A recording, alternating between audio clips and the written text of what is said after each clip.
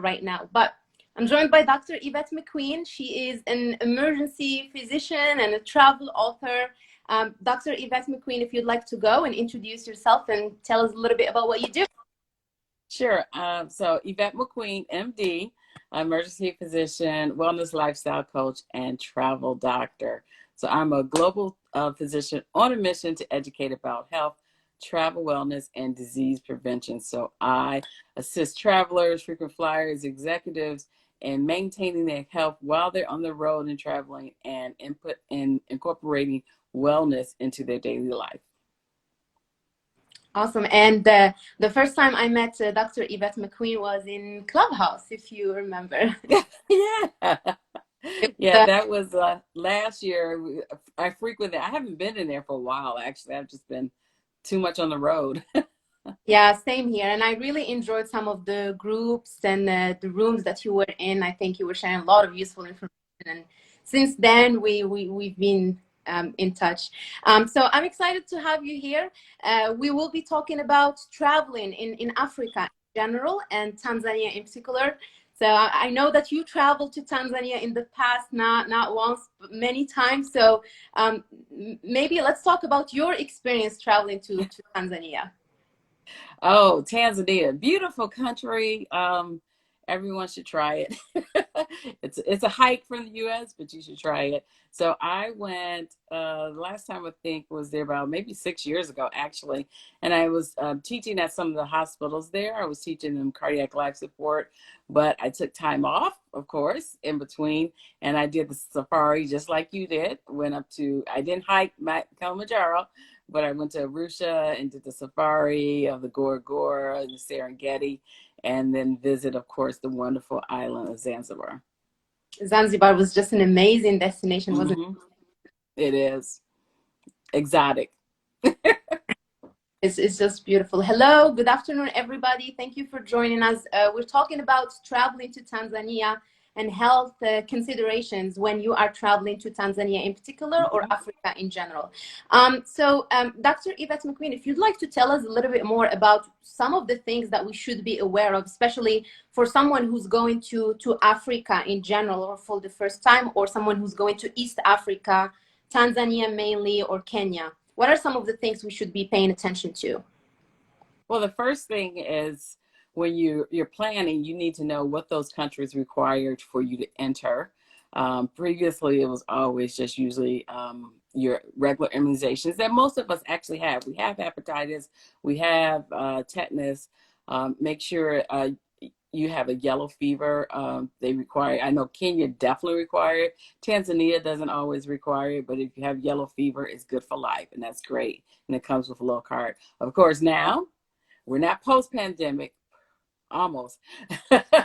But of course, now you have to have COVID vaccination. So you need to know what those rules are ahead of time if you need a negative test as a vaccinated person prior to entering there. Second of all, you got to think about your trip, which if you're leaving from the United States, and it's going to be a long track. So you're probably going to go to Europe or down, or you're going to go to South Africa and then back up. Either way, one of those flights is going to be like long and taxing. I tell people two of the best things you do for a long haul trip. One, hydrate before, during, and after. Hydrate, hydrate, hydrate. Reduce the risk of jet lag, reduce the risk of blood clots, and it keeps you moisturized. And then, of course, sleep. Try to sleep the night before. You think you're going to sleep on a plane. You may not, may be uncomfortable. Who knows what happens on the plane? It could be sitting next to someone that's irritating and talking, or a crying baby. Nothing against babies, but, you know, they get irritated in the air. So make sure you sleep the night before, and that would be helpful going there. Awesome. So about the vaccines, I know that there are some recommended vaccines to travel to Africa. What is your recommendation as far as getting those vaccines? Do you recommend going and talking to your doctor? Where do you get those vaccines if you're living here in the US? So like I said, most of the vaccinations now, we already have the most population, unless I would say if you're 40 and over, you want to check your vaccination status.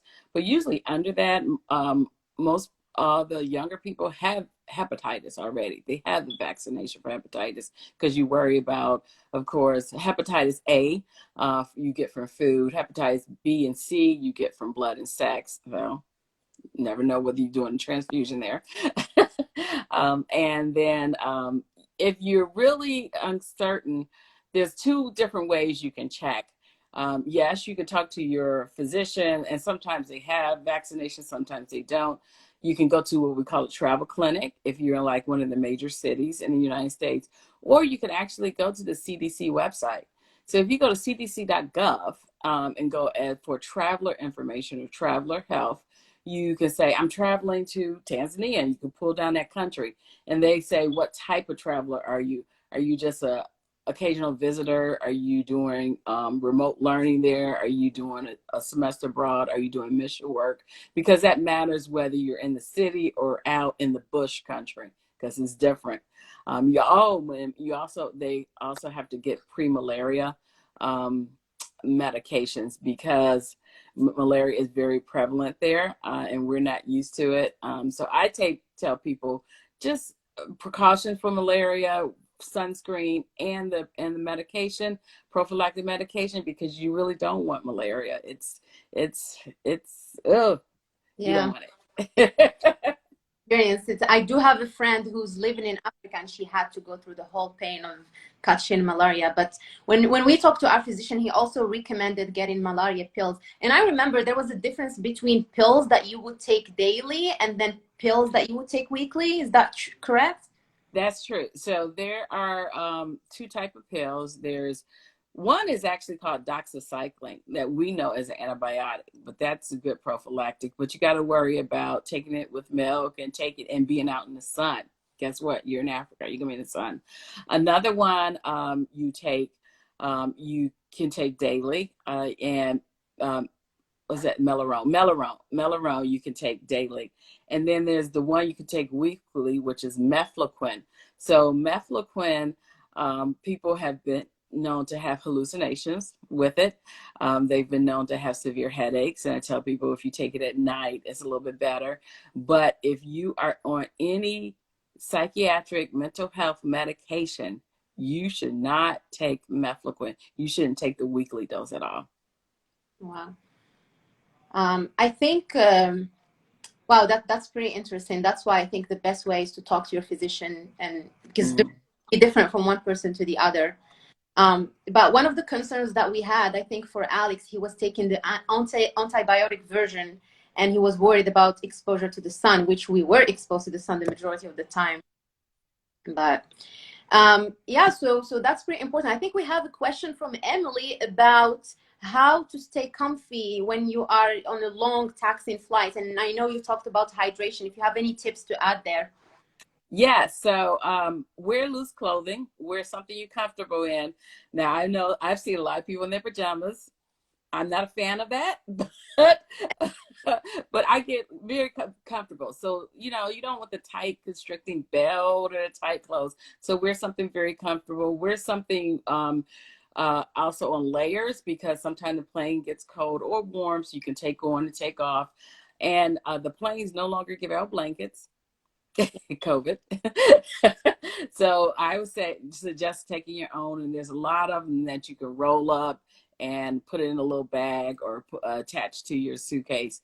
I would just say do something that's going to make you very comfortable and keep your feet warm. Okay. And as far as concerns for the pandemic and the COVID-19 virus, what are some of the recommendations just to make sure that your area around you in the airplane is clean and disinfected properly? Okay, yeah, sure. So it's things I've been doing all along, even pre-pandemic, and they were doing in the height of pandemic, they were doing very well cleaning the planes. They're slacking off again. I'm just gonna be honest with you. So I take antibacterial wipes, and I wipe the high contact areas, the rails, the seat rest, the buttons, the monitor, of course your tray, the window shades where you're in the buckle, and you can also wipe the air vent. Now I just discovered something called, I think it's called airline pockets or something, where don't put anything in the seat in front of you, the pocket in front of you. People leave trash there, dirty diapers, everything. Don't do it. Don't do it. So what I found was something you can put on the tray. And when the tray goes up, it makes its own little pockets that you can have for your own personal space. Oh, that's awesome. So you would attach a holder and then you just place your items there? Yeah, it's a cloth. It's like a cloth. It's almost like the one in the car. So you open a cloth and you put it on the tray. And when you put the tray up and it ends up having different pockets, you can put your water bottle and books in it. Yeah, that's pretty nice. I have to look that up. All right. For people who are just joining us, today I'm joined by Dr. Yvette Mcqueen, and we're talking about travel in Africa and Tanzania in particular, and we're answering any health concerns or questions that you might have. So we talked about some of the vaccines that you should be aware of before you travel to Tanzania or East Africa. Now, once you are in Tanzania, what are some of the things we should be paying attention to as far as food, drinking water? Right. So first of all, we talked about the malaria. So malaria comes from mosquitoes. So you definitely should have something to ward off the mosquitoes, some insect repellent. And they're mostly prevalent during dawn and dusk. They say don't wear dark colors, dark blues and blacks, because that can attract them. Plus, it will attract the TC5. You don't want that one either. So that's why you see a lot of people in tans and khakis in the safari a lot, because you don't want to attract dark colors. You can spray your clothes. You can spray your clothes and then also use something for yourself. Now they say D25 for adults. You can't use that on children, which is 12 and under. But D25 is usually good protective. You can get it at any of the, outdoor sportsman's area, place like that. You can, for children, you can use things like Skin So Soft, and there's other natural products, lemon oil, eucalyptus that you can use for children for that. That's one. So definitely beware mosquitoes that can carry malaria. And they have, most hotels or where you stay in have nets, so sleep under the net. Two, stay hydrated, because you're just not used to that heat. It's going to be hot. It's going to be different. So you just need to stay hydrated. And I know a lot of people say, well, I got to go to the bathroom. And sometimes you don't know where your bathroom is. And if you're in a safari, you might be having a bathroom in the bush. Yeah. But it's important that you do stay hydrated. And thirst is one of the last things, a late sign toward dehydration, actually. So if your skin is dry, it's not moisturized, what I do is I pick the skin off of my hand, and if it pops back, you're nicely hydrated. If it continues to stand up, you need a little bit more water. Yep, you're good and hydrated. And then eating food and drinking the water there. So it's considered still a developed country. It's not a first world country. So their water, you're not used to their water, particularly if you're out in the bush. You got to remember, their water source is usually the rivers and the creeks, where people also wash their clothes, and animals will drink from that water. So it's contaminated, or has bacteria your body is not used to. So the people that live there drink it without a problem because their body's used to it. But your body is not used to it, and your gut is not used to it. Your gut doesn't have the chemicals to fight off that bacteria, and that's why people end up getting traveler's diarrhea. So use filtered water, boiled water, conditioned water, bottled water. And I say water, but beware of ice made in water. Beware of vegetables and fruit that are washed with the water. When I'm traveling in developing countries, I don't eat lettuce or a salad, because the lettuce was washed with the water. So if it's a vegetable fruit that cannot be peeled, don't eat it. Okay. So even if I go to the local markets, because personally it's something that I enjoy doing, and grab some of the fruits, just try to stay away from fruit or vegetable that consume a lot of water or that might be washed. Like if I go and grab avocados or mango and just consume them by myself, would that be? Don't eat the skin, just peel it. Just peel it. Okay. You can do avocado, that's fine, because you're going inside. You're not eating the outside of it. Usually if they wash it outside. Mangoes, you can actually peel the skin off. Apples, you can peel the skin off. Strawberries, you can't. Okay, that's true.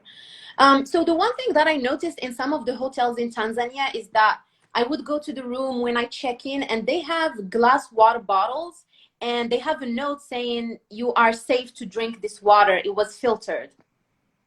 Okay, so those, right. So most hotels that's catering to tourists has a filtration system. And if you're always concerned, just ask at the front desk or the concierge, do you have a filtration system? And they say yes. And this is the bottled water that we have placed in there, that they know. They'll either put plastic bottled waters or the one in the glass jars that comes from the filtration system. And they do that too. You got to remember brushing your teeth. So a lot of people, I tell them, they're brushing your teeth and you're sticking it under, or some people brush their teeth in the shower. Be careful of that, because, you know, as you brush your teeth, you're making micro little cuts on your gum. And guess what? If it's with if the water from the sink, it will go in. So you make sure you use a filter water, bottled water to wet your toothbrush, brush your teeth, and rinse it out with the filtered water. Awesome. I think there was a tip that I read. I don't remember if I read it somewhere online or if it was in your book, about taking a shower in East Africa and making sure that you have shoes on or some sort of sandals when you are taking a shower. Why is that important?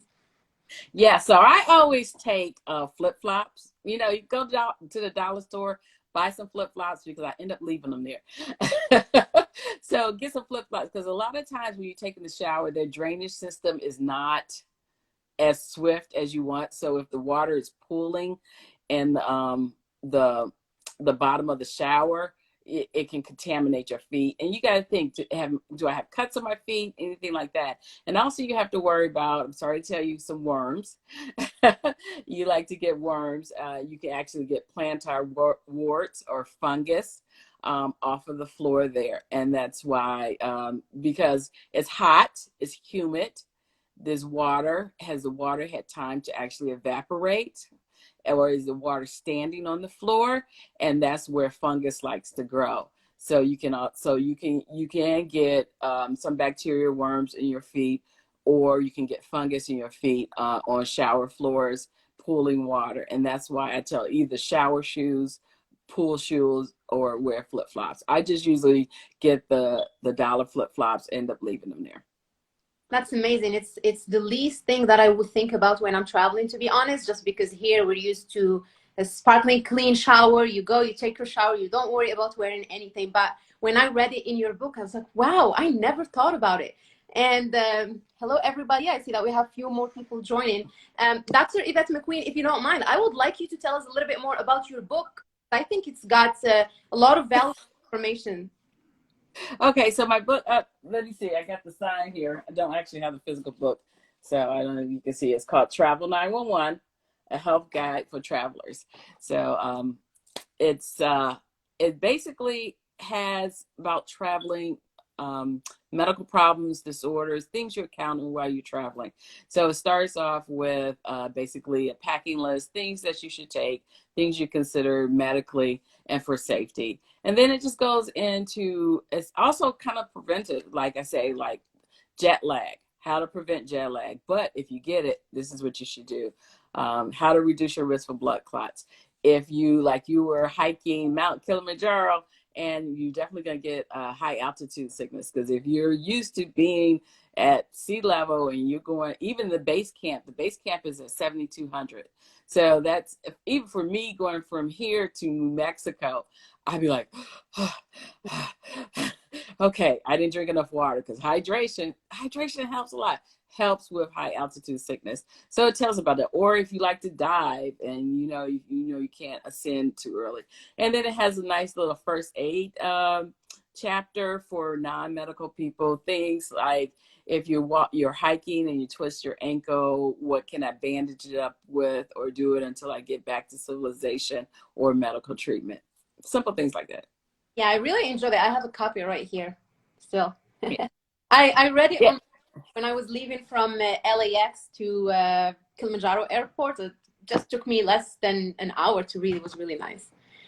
Okay. Right, and it's great and small, and it can fit in your pocket. And then like even if you don't choose to read it all the way through and you keep it and something happens, because things happen while you travel, you're like, oh, I remember that was in her book, chapter 7. Let me go. Yeah, that's awesome. So I will be linking to the book so that you guys can take a look at it if you are interested. But let's keep going. We have another question. This one from Emily again. She's asking about traveling with her daughter. She read that it appears to be positive and safe to travel to Tanzania. And I guess the question here is, any safety measures that we should think about when traveling with kids? Just your usual that you think about, keep track of them. Don't lose them. So so with the long flights with children, you definitely want to have something to keep active with them, whether it's electronic or a book or special toys with them. And of course, with infants that are bottle feeding, the ascend and descend of the plane actually pops their ears, and that's why they like to cry. So they tell them either feed them with a bottle or with a pacifier, make sure they're sucking on something as far as their ears. Other than that, with children, once again, see your pediatrician before you go so they can tell you the prophylactic they can take for malaria. And you just have to keep an eye on them because they do like to touch things and drink things and eat things. And you just have to be careful about what they eat and drink. Okay. Awesome. I probably, she's saying that her kid is 18, but the question is women traveling alone. But that's fine. I think we can talk about safety while traveling in a different forum in the future. I think this is great. We're learning a lot of things from you today. But I'm really excited now to talk more about Mount Kilimanjaro. Maybe if we can talk in details about high altitude sickness. And if you can also give us some insights about Diamox, the medication, how to use it, and what are some of the things we should pay attention to. Okay, so yeah, so is that what you used, Diamox, when you went up? Okay, so see your physician or a travel clinic and tell them, hey, I'm going somewhere that's high altitude. And that could be, she went to Mount Kilimanjaro, that could be Machu Picchu in Peru, that could be the mountains in Colorado, believe it or not, because they're like at 14,000 feet. Anytime you change 5,000 feet, change for 5,000 feet from where you're normally at, you may experience some symptoms. When you definitely get to 8,000 feet above your normal, you're definitely going to have symptoms. So high altitude sickness, where if there's a difference where it affects your lungs or your head. So most of it affects your lungs first, where you feel like because the oxygen is thinner, you get less concentration of oxygen. Normal oxygen in the air is 21%. It may go down to 12 to 16%. And you're not used to that, particularly if you're exerting yourself. You want to take in more oxygen. And that put a strain on your heart. So it can put a strain on your heart and your lungs, and you can get fluid buildup in your lungs. So at any point you feel like you can't catch your air, you're suffocating, you can't breathe, you need to stop. So they tell people to stop. They may give you some oxygen to rest. But if they don't, then you need to go back down the mountain. So what they call is a slow climb. So they like people to do slow climbs. So you only take so much a day.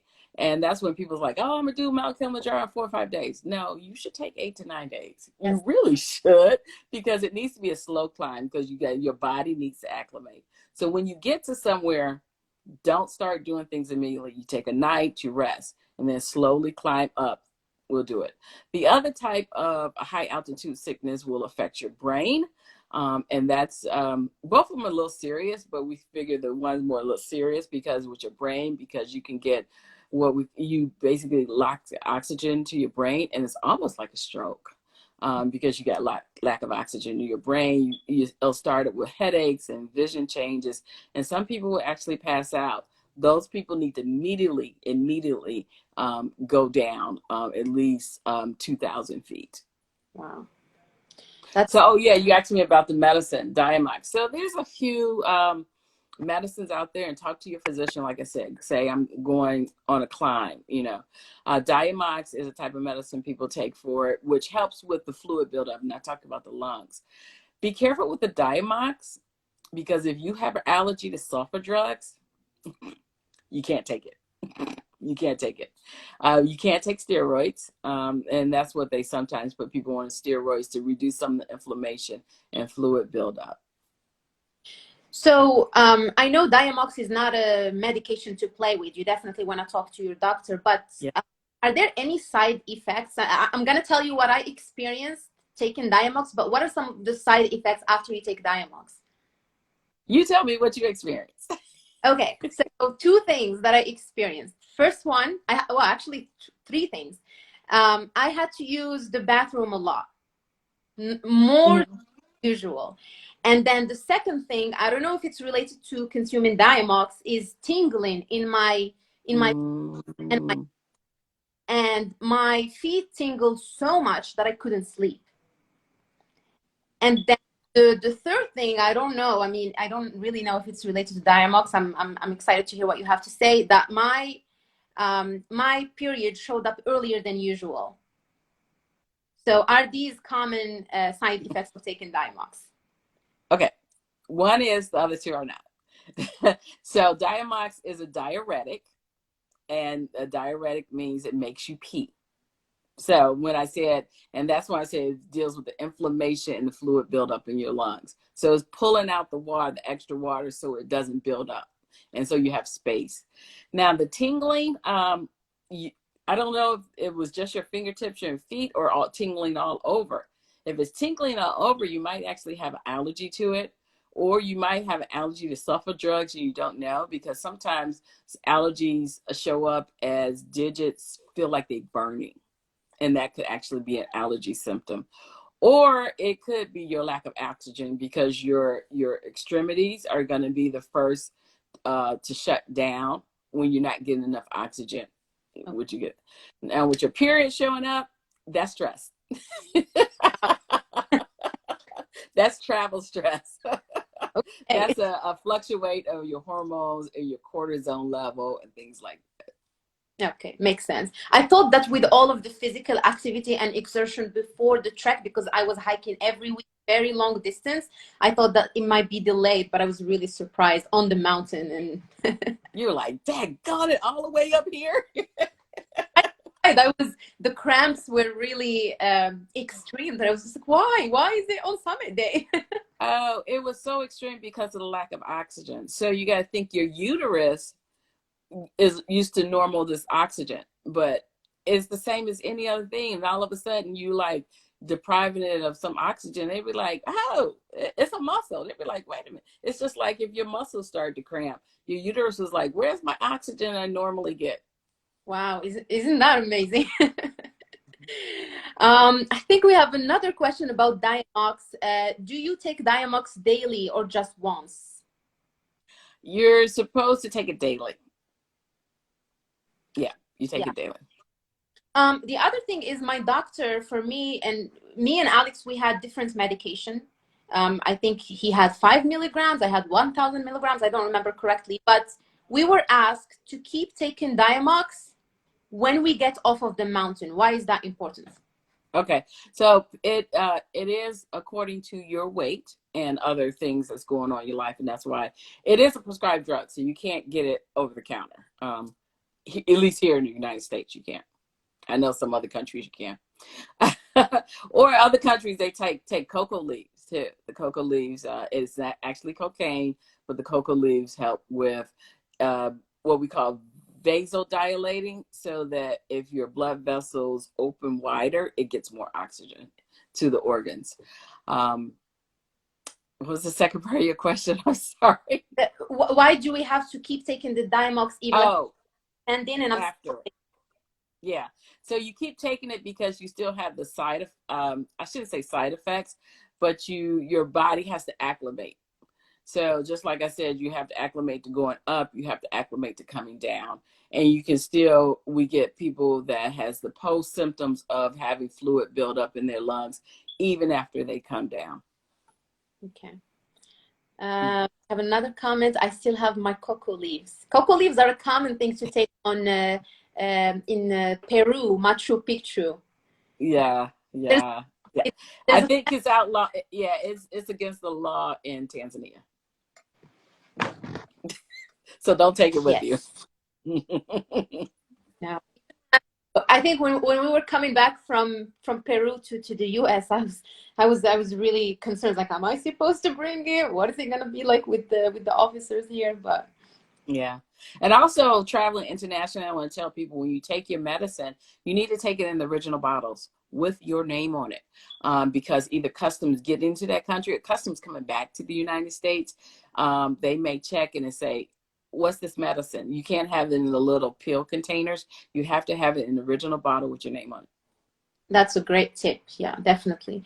And on the mountain, at least from what I remember, just make sure that you have easy access to your medication, because there's usually a heavy bag, the duffel bag that you would give to the porters, and they carry it the whole day until you reach camp.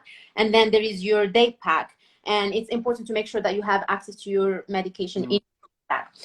The other thing I was gonna ask you about, Dr. Yvette, is diarrhea. Are there any pills that we should be carrying with us just to avoid this problem on the mountain, especially? Right. So, yeah, and take your own toilet paper. So, yes, if you get to where you've like eaten some, drink some water, or they like to call it bush meat. So you ate something, say, oh, that was tasty. It was bush meat. And then 6 hours later, and it's usually within 6 hours, you'd be like, oh, grab it. And you'd be like, gotta go. So, of course, if you're on the mountain, you don't want to have to do that and have to stop in between your camps too. So you can take Imodium, I'm trying to think what the generic name is, but you can buy it over the counter. It's over the counter at the drugstores, Imodium, and they'll tell you it's like a 2 milligram tab, and you take it once. If it doesn't go away with the next one, you take another one. Now, I would say, they say if you've had definitely 6 stools, was it 10 stools within a day, or definitely more than 4 within an hour, that's considered severe diarrhea because you can become very dehydrated. For traveler's diarrhea, now there's some misconceptions about what you can take. You can take an antibiotic for traveler's diarrhea if it's diagnosed as traveler's diarrhea, and that's usually if, like I said, if you've taken Imodium, you're still having diarrhea, you're having more than 10 stools a day, you want to basically flush the bacteria out. The antibiotic you can take is Zithromax or azithromycin. So a lot of people come to me and say, I want Cipro. So Cipro used to be the drug of choice for traveler's diarrhea. It no longer is, as of maybe 4 or 5 years ago, because the bacteria has gotten resistant to it, particularly I want to say in Southeast Asia, but it's how things travel. So the choice of drug for traveler's diarrhea is azithromycin, or we know it as Zithromax. You just have to take 1 dose. Okay, awesome. All right, welcome everybody. I'm seeing that we have a few more people joining. I'm today with Dr. Yvette Mcqueen, and we're talking about travel to Tanzania, and we're talking about health and some of the things that we should be paying attention to when traveling to Tanzania and East Africa in general, or on the mountain. And we're still talking about Mount Kilimanjaro. The one question that I've received a lot the last few weeks is, how do you care for your body? I mean, when you're climbing the mountain, let's say you're doing it for 8 days, 9 days to allow your body to acclimatize. It's a lot of effort on your knees, on your joints, on your back. What are some of the things that we should think about just to make sure that we're not killing our backs and our body in general? Okay, so do what you can. Don't overdo it. Don't feel like you need to carry more than you can. That's why you have the porters. Hydration, especially for lubrication of the joints. And I keep saying that, hydration. And then just have your pain reliever that because it's gonna, I mean, if that's not something you do all the time, or I mean, if you do it, it's just stress. It's not what the body is normally. So you are stressing the muscles. So you can put heat to the muscles, but it's kind of hard when you on the mountain. When you stop at your base camp, you can either have a little pad or something you can heat up with hot water. If they put it on a fire, and don't burn yourself, and you can put it on your muscles that's aching. But that's generally it. Yeah. They usually, the majority of companies, they do a good job of providing you with the necessary um, things to keep clean on the mountain. Usually, at the end of the day, when we get to base camp, if it's not so late, they have a bucket of warm water that you can use hands or, but you are still going for many days without showering. Hey, there it is. That's what I'm getting to. Yep. Carry you some body wipes. Whether they're the single ones like this, and they come out to a full towel. You can get them in various places from Target and other places, Amazon. I would stay with the unscented ones because, hey, you in the wilderness, you don't want anything coming for you that's smelling different. And, or they do have what I call little tablets. Let me show you these little tablets here. They're shrinkable towels, and like she said, they come out once you put water in them. I think I'm losing power here. When you put them in water, they come out to a full towel size. So how would you do that? Would you place the pill or the tablets in a cup or a bowl and then pour water on it, or? Either way, pour water on it in your hand or put it in a cup, and then, but just pour water on it and it blows up. Okay. To become a towel. Yep. I have to try that. Mm-hmm. Okay, so we have one more question. It's not related to what we're talking about, but I'm going to answer it real quick. I'm considering to purchase the Garmin satellite phone to stay in contact with family. Do the tour operators provide this by any chance? I don't know if they will have. They probably have some way to communicate with the outer world. And with the company that I climbed the mountain with, they usually would send updates to their with the group photo at the end of the day at base camp, and they would go to their Facebook page and share that picture. And I recommend that you give the Facebook page or the info of that Facebook page to your family, so that at the end of every day they would go in, they see your picture, and then they will know that you are safe. And this is the best way to do it. The internet is not going to be great on the mountain, but this is the best you can get. Great. Awesome.